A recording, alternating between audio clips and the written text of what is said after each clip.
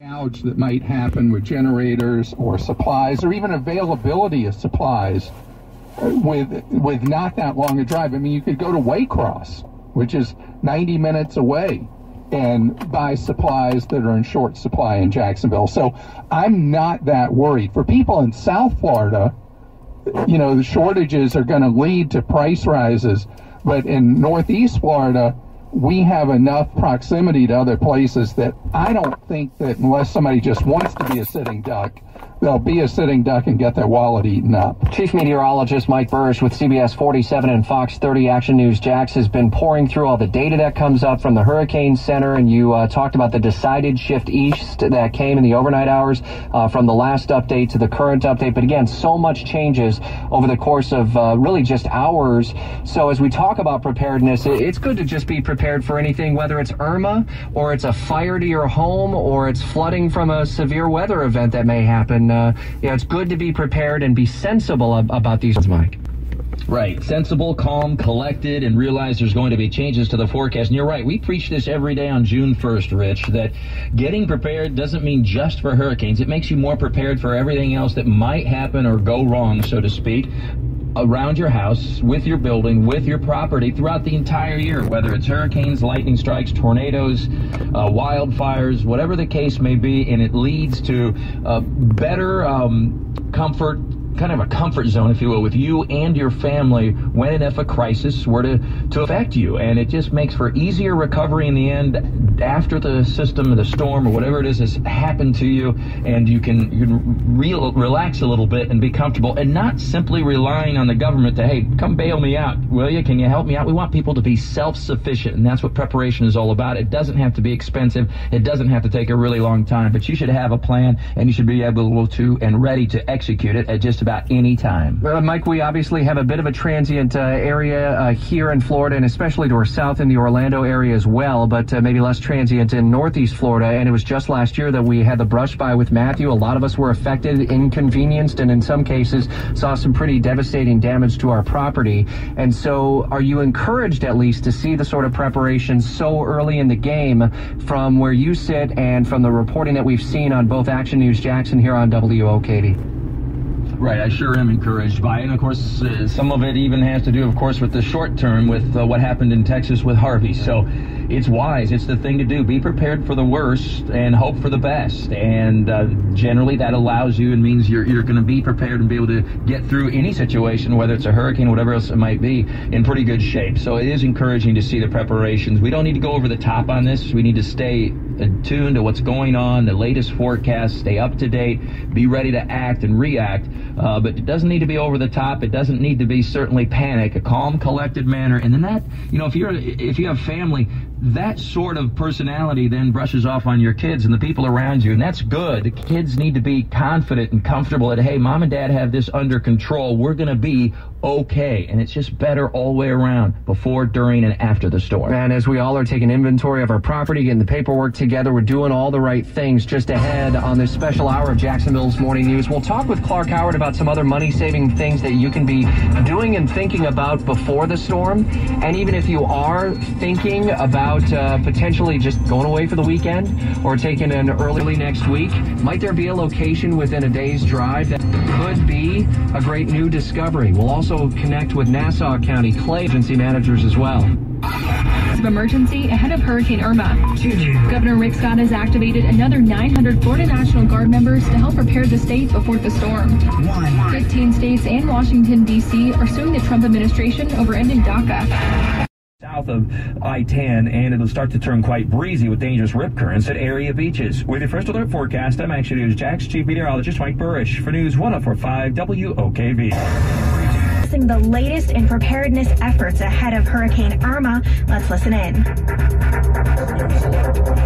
get the latest on Hurricane Irma's approach to Florida. The Florida Keys should be prepared to start feeling the effects of this storm as early as Friday night and early Saturday.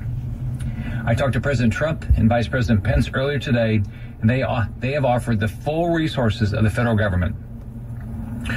We are being very aggressive in our preparation for this storm, and every Floridian should take this seriously and be aggressive to protect their family. Possessions can be replaced, your family cannot. This is serious, and we cannot take chances.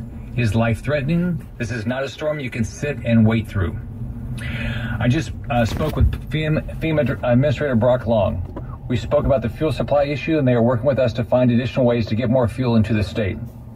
I mentioned the major concerns with the Florida Keys regarding any potential destruction of bridges. If we lose a bridge, people are stranded. FEMA is looking at options to assist the state with this. I've also discussed the importance of FEMA about the need to help every hospital get up and running when the storm passes to the extent they've evacuated. We also have a special task force devoted solely to the Florida Keys and how we help that community prepare and respond. This community has very special needs due to its geography. The entire Lower Keys Hospital has been evacuated. All other hospitals in the Keys will be evacuated tomorrow. I've been very clear with Monroe County that the state will provide whatever resources are necessary to get the hospitals back open quickly following the storm. We've been in constant contact with other states and the federal government and have requested resources to respond to Hurricane Irma.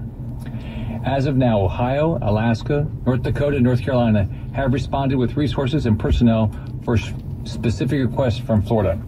North Carolina was a big help in sending 2 C-130s aircraft to help evacuate the hospital today. I want to thank these states for their support. So many others standing by to help, including New Jersey and New York. From the federal government, we've requested disaster tarps, water, baby food supplies, supply trucks, search and rescue personnel, and equipment and incident management teams. We've also submitted several requests to the U.S. Department of Defense for readiness and post-storm response. We've asked for military watercraft and aircraft with the capability to move fuel from the mainland to Keys and Marathon. Personnel, resources, and National Guard that were federalized to respond to Texas have now been demobilized to come to Florida to assist with preparedness, readiness, and response action. And a military vessel like a Marine or Navy ship to sustain shuttle operations and complete ship-to-shore missions. This vessel would allow us to move crews, supplies, and fuel to the mainland. One of our top priorities right now is fuel availability.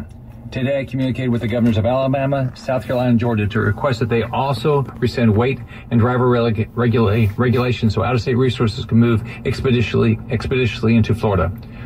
We already have Georgia and Alabama's waiver, and the other states are working on this. We're moving as much fuel through the system as fast as possible. And our waivers on truck weight restrictions and driver hours are helping us move fuel so we can get it to you quickly. We're doing all we can to streamline the fuel delivery, but you may see some lines or outages. In the Keys, we're doing everything possible to get gas to you quickly. Food or fuel. The Gas Buddy app is a great resource to find open stations with fuel. I spoke to the U.S. Department of Transportation Secretary Elaine Chao today. They have lifted federal regulations to get gas to Florida quickly. All ports still remain open and operating to bring fuel and supplies in. At 9 p.m. tonight, I will be speaking with all the fuel retailers to make sure they have everything they need. My expectation is that there will be gas available at every station tomorrow morning. Evacuations.